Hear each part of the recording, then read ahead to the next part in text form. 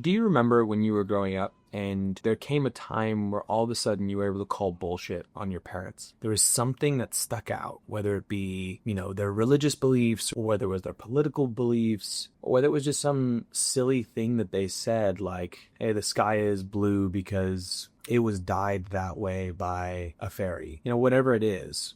There was a time that you realized that there was another side to the story. And I think that time is a time in a lot of kids' lives where they start to disrespect their parents. They start to realize that their parents were, kind of full of shit, and they rebel. And as I understand it, that's quite natural. And it's a good thing that they kind of push back. But my goal is when my kids get to an age where they're starting to understand stuff, they don't realize that an entire part of my identity is bullshit.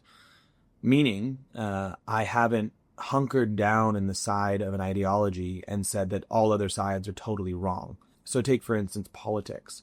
If I hunker down and say that I am XYZ and anyone who is not XYZ is a total piece of garbage, and then they go out and they find people who are not garbage but are on that other side, then they're going to immediately dismiss all of the authority I have around that. So how I'm going to plan on dealing with this is I can have my opinions.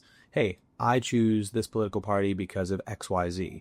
And other people don't like it because of XYZ. And here's, someone who is on the other side of me, and they believe in this, this, and this. So that way, once they get to that point in their lives, they're not like, oh, my dad was just being stubborn and an ass. He actually presented me with both sides and said, hey, choose. That way I'm not dismissed as an idiot because I'm not an idiot. But if you hunker down in an ideology, I think this goes with education, when people are like, the science says, science is ever changing.